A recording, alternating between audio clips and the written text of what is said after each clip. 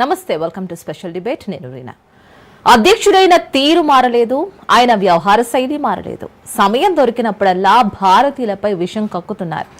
నిలవెల్లా ద్వేషంతో కూడా రెచ్చిపోతున్నారు. ఇక తాజాగా భారతీయ సంతతి న్యూయార్క్ మేయర్ అభ్యర్థిపై ట్రంప్ వెకిలి మాటలు విస్మయానికి గురి చేస్తున్నాయి. జోహ్రాన్ భయంకరంగా కనిపిస్తున్నాడంటూ ఎద్దేవా చేశారు ట్రంప్. మరి కొద్ది రోజులుగా అగ్రరాజ్యంలో రోటీ కప్డా మకాన్ స్లోగన్ మారుమోగుతోంది. న్యూయార్క్ మేయర్ అభ్యర్థి జోహ్రాన్ మమ్మాని సంచలనం సృష్టించారు.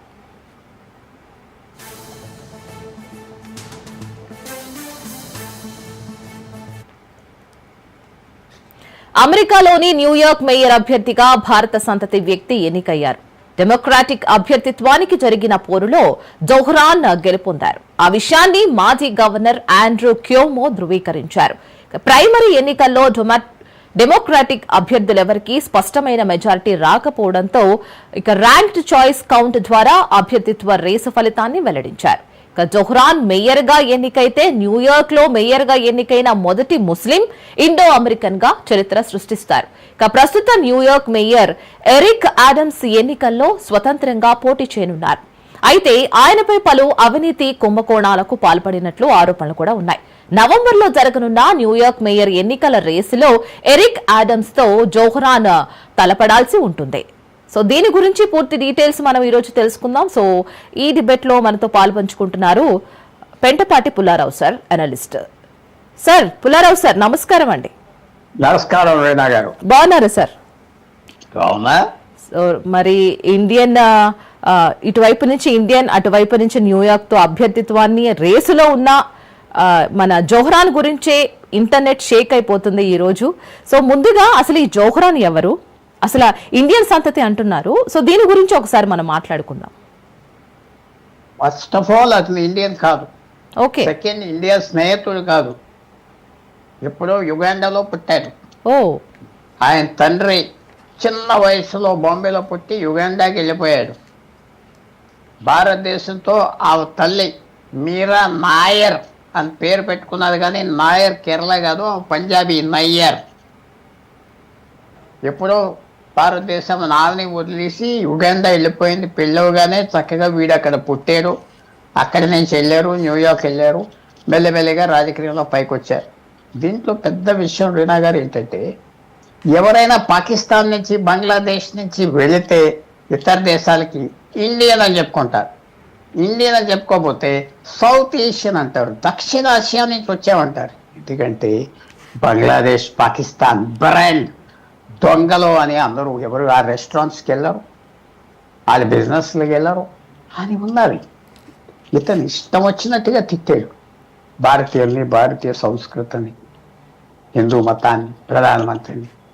గుజరాత్లో ఒక్క ముస్లిం లేకుండా అందరినీ చంపేశారన్నారు. అది నిజమా? 10% ఉన్నారు జనాభా ఇవాళ. అలాంటి వ్యక్తి న్యూయార్క్ మేయర్ అంటే భారతదేశాన్ని ఎవరు ఏం చేయలేరు. భారతదేశం వేల సంవత్సరాల నుంచి మేనేజ్ చేసుకుంటా వస్తున్నాం. ఇంకా వేల సంవత్సరాలు చేయాలని ఆశిస్తాం, కానీ చెప్పుకుంటా.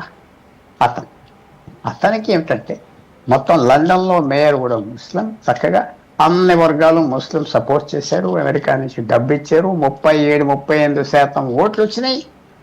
2వ నెంబర్ కూమో వచ్చినోడు ఇంక ఇది అనవసరం దెబ్బలాడతామని తగ్గిపోయాక క్యాండిడేట్ అవ్వాడు, మేయర్ అయిపోతాడు.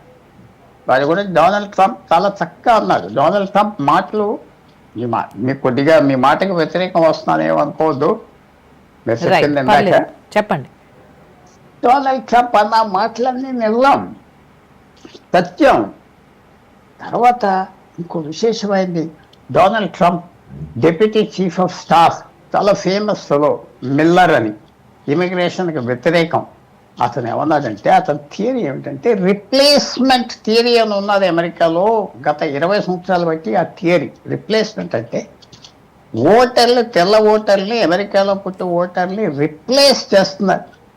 ఎక్కువగా ఆఫ్రికా నుంచి, పాకిస్తాన్ నుంచి, బంగ్లాదేశ్ నుంచి, గల్ఫ్ నుంచి వచ్చి ఆ థియరీ నడుస్తుంది అన్నాడు. అలాగే వీడు మేయరు అక్కడి నుంచి ఓటర్లు అందరూ ఇక్కడికి వచ్చి గోళ్ళ దూకేసి వచ్చి ఓటర్లుగా రిజిస్టర్ ఎలక్ట్ చేశారు. అందువల్లే ఇమిగ్రేషన్ మీద మేము పట్టుపట్టి బయటికి తరివేస్తున్నాం జనం అన్నాడు. సో మేయర్ అవుతాడు, భారతదేశానికి ఉపయోగం లేదు, చాలా గర్విష్ఠుడు, ఏం లాయల్టీ లేదు, తల్లికి అస్సలు లేదు, తండ్రి మనవాడు కాదు. ఏమిటి వాడు అవుతే మనకు ఆనందం? సాధారణంగా మన భారతీయులు ఏదో పదవి రాగానే మనం అందరూ ఆనందపడతాం. కమలా హ్యారిస్ వైస్ ప్రెసిడెంట్ అవ్వాక ఎంత ఆనందపడ్డారు? మీరు కూడా బాగా ఆనందపడి ఉంటారు. ఏమన్నా చేసిందా? చేయగలిగిందా? ఏం లేదు. మనం ఏదో ఎక్కడో దూరం ఉన్న బంధువు బాగా ఉన్నాడని మనం గెంతలేస్తాం. అది భారతదేశంలో ఏంటంటే బాగా లాభించేవాడు, డబ్బులు సంపాదించేవాడు, పదవి వచ్చేవాడిని మనం మెచ్చుకుంటాం. కానీ అది మనకు ఉపయోగమా? ఏ ఉపయోగం లేదు. ఇతని వల్ల ఏం ఉపయోగం లేదు, నష్టం కలిగిస్తాడు భారతదేశానికి. మిగతా మన విరోధులతో స్నేహంగా ఉన్నాడు. ఇది కథ, ఇది కథ. కానీ మీరు అడగదు, అయ్యో ఏంటి ఇది ఇంటర్నెట్ అంతా ఎగిరిపోతుందంటే ఇంటర్నెట్ ఎగిరిపోతూ ఉంటుంది, కిందకి పడుతూ ఉంటుంది. డొనాల్డ్ ట్రంప్ అన్న మాట చాలా చక్కటి మాట అన్నాడు. అదే దేశం. సో మనం ఏం ఉత్సాహం పడకూడదు. మన దేశంతో ఏం సంబంధం వాడికి? ఎక్కడొచ్చాడు, ఎక్కడ వదిలిచ్చాడు? మన దేశ విరోధాలను బలపరుస్తున్నాడు వాడు. మాటకి వాల్యూ లేని మనిషి, ప్రిన్సిపల్ లేని మనిషి. సో మనం ఆనందపడవచ్చా? ఆ ప్రశ్న మీరే జవాబు చెప్పాలి. రైట్. ఇక్కడ రోటీ కప్డా మకాన్ స్లోగన్ ఒకటి చర్చనీయాంశంగా మారుతుంది. అసలు దీనికి జొహరాన్కి సంబంధం ఏంటంటారు? అతను ఏం చేశాడంటే, అక్కడ ఇతర దేశాల నుంచి ఎక్కువ వచ్చారు కదా, బ్లాక్స్ ఉన్నారు, ఇతర దేశాల నుంచి వచ్చారు. ఎలా వచ్చారు?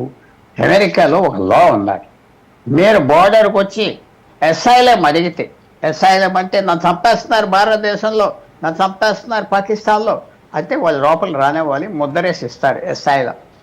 ఎస్ఐలం అంటే అది ఒక రక్షణ అంటారా, దాక్కోటానికి స్థలం ఇచ్చారు. ఆ వర్డ్ ఎస్ఐలం ఇచ్చాక ఆ చట్ట ప్రకారంగా ఎస్ఐలం ఇచ్చిన వాడికి నీకు ఇల్లు ఇవ్వాలి, గది ఇవ్వాలి, తిండి పెట్టాలి, బట్టలు ఇవ్వాలి, ఉద్యోగం ఇవ్వాలి, ఆరోగ్యం చూడాలి. మీరు చదివి ఉంటారు కదా, బోర్డర్ దగ్గర లక్షల మంది వస్తే బస్సులు ఎక్కించి తీసుకొచ్చి న్యూయార్క్ పెద్ద పెద్ద సిటీలో పంచిపెడితే వాళ్ళు పెద్ద హోటల్లో ఉన్నారని చదివి ఉంటారు కదా.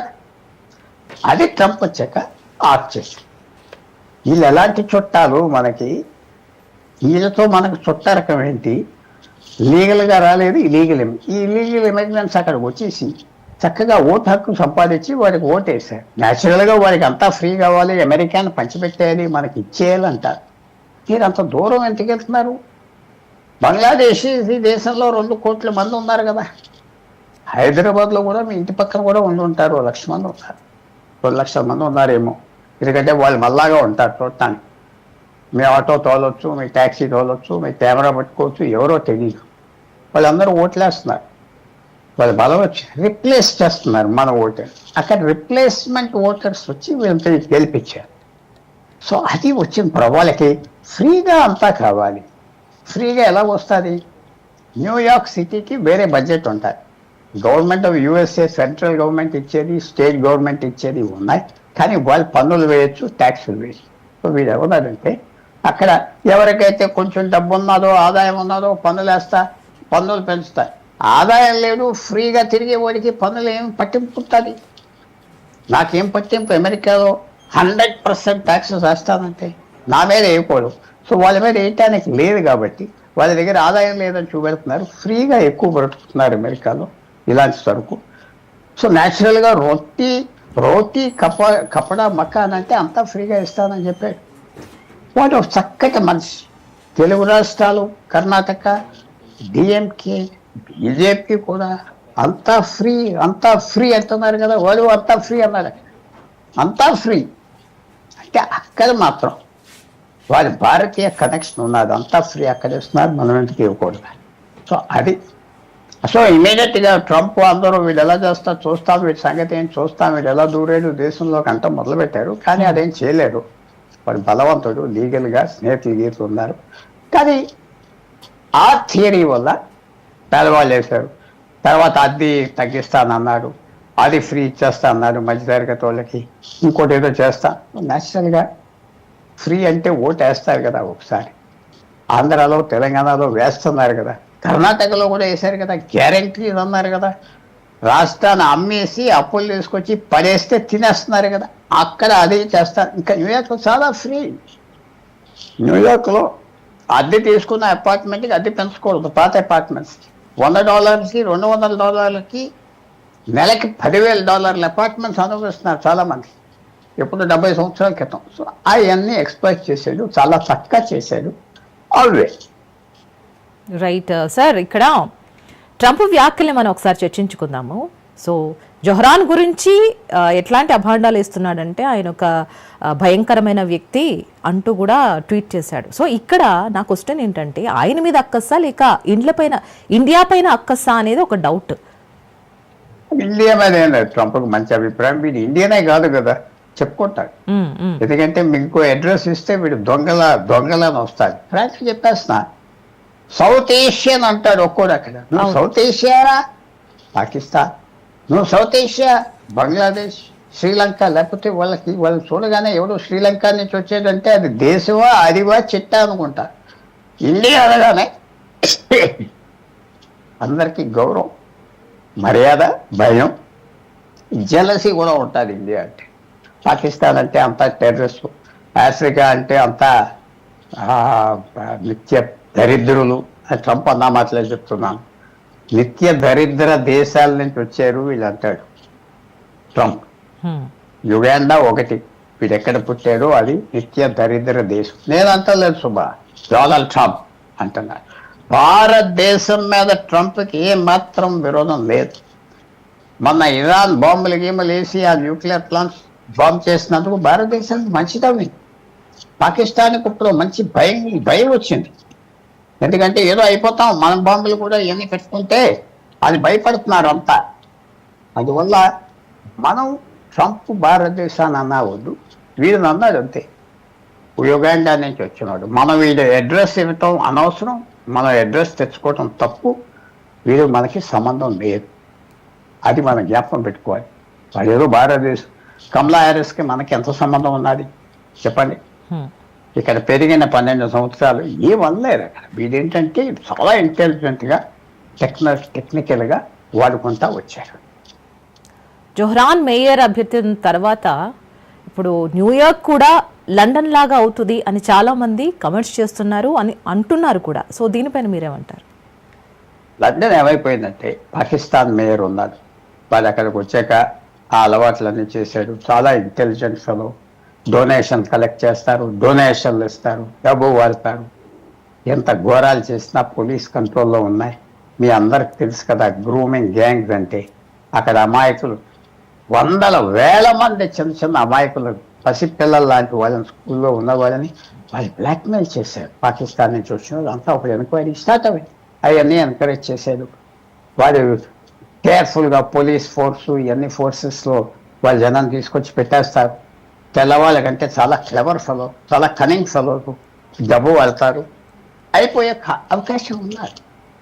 సాధారణంగా న్యూయార్క్ మేయర్ మొన్న ఎరిక్ యాడమ్స్ ఒక్కడే కరప్షన్లో పడిపోయి అతనికి ఎక్కువ ఎక్స్పీరియన్స్ లేకుండా పోలీస్ డిపార్ట్మెంట్ నుంచి మన ఎస్పీ లెవెల్ మనిషిగా వాడు మేయర్ అవ్వాడు. వాళ్ళు పోయాడు.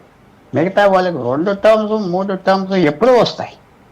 న్యూయార్క్ చాలా పెద్ద సిటీ, అమెరికాకే కాదు ప్రపంచానికి. సో తప్పకుండా రాబోయే రోజుల్లో లండన్ ఎలా పాడైపోయిందో అలాంటి జనం వచ్చి ఇక్కడ కాల్ చేసే పరిస్థితి మాత్రం నాకు కనపడుతుంది. తప్పకుండా అది మనం చూసుకోవాలంతే. సో మీరు అంటున్నట్టు మతం కాదు దేశం ముఖ్యం అంటారు? దేశం ముఖ్యం, మతం ముఖ్యం అంటే ఇప్పుడు వచ్చిన టెండెన్సీ ఏమిటంటే కొన్ని దేశాలు ప్రవర్తన డిఎన్ఏ ఒకలాగా ఉంటాయి, కొన్ని మతాలు కూడా డిఎన్ఏ అన్నీ ఒకలాగా ఉంటాయి. ఇప్పుడు భారతీయ అని క్లెయిమ్ చేసుకున్నాడు. భారతీయ కింద చెప్పిందంతా మీరు వెరిఫై చేయరు. చాలా హీనంగా మాట్లాడాడు, చాలా విశేషంగా మాట్లాడాడు, ఇష్టం వచ్చినట్టుగా మాట్లాడాడు. అంటే భారతీయులు పట్టించుకోరు. వాళ్ళకి చాలామంది ఓటు వేసారు, ఎందుకంటే వాడు ఏదో భారత్ నుంచి వచ్చేదనో పాడో వేశారు. అది ఫ్రీగా ఇచ్చేస్తారని. ఎక్కువ మంది లేరు న్యూయార్క్లో, అది కూడా మనం జ్ఞాపకం పెట్టుకోవాలి. న్యూయార్క్ సిటీలో అంత జనాభా లేరు కొన్ని సిటీస్లో ఉన్నట్టుగా. ఆ అడ్వాంటేజ్ తీసుకున్నారు. చాలా క్లవర్ ఫెలో, సక్సెస్ అవ్వారు, సక్సెస్ఫుల్గా ఉంటాడు. డొనాల్డ్ ట్రంప్ లాంటి వాళ్ళు అతన్ని కంట్రోల్ చేయగలరు. Right sir. ఫెడరల్ ఫండ్ ఇవ్వడం. Yes. సో వీళ్ళు చెప్పిందంతా మీరు అనుకున్నది వేరు. సో దయచేసి వ్యూవర్స్ అందరూ ఏదో మంచిగా కనపడిందంటే కుదరదు. రైట్, ఏంటి ఇప్పటి వరకు నేను అనుకోవాలి. చెప్పినవన్నీ కూడా ఆయన మేయర్ అభ్యర్థి అయిన తర్వాత చాలా మందికి ఉన్న డౌట్స్, ఇండియనా కాదా, లేదా దేశం ముఖ్యమా మతం ముఖ్యమా అంటూ కొంతమంది ఇట్లాంటివి ఈ న్యూయార్క్ అభ్యర్థి పైన ఉంది ఇప్పుడు. సో టోటల్ ఫైనల్ గా జోహ్రాన్ మీద మీ అభిప్రాయం ఏంటి, ఎలా ఉండబోతుంది? అతను అమెరికాకు మంచిది కాదు, మనకి మంచిది కాదు, అతనికే మంచిది. చాలా క్లెవర్ ఫెలో. మరి ఒక్కోసారి ఎంత దూరంగా వెళ్తారో అక్కడే పడిపోతారా మన సమయం చెప్తారు. రైట్. సో థ్యాంక్ యూ అండి పుల్లారావు గారు, thank you so much for your valuable time. So ఇది ఇవాల్టి స్పెషల్ డిబేట్. చూస్తూనే ఉండండి రాజ్ న్యూస్.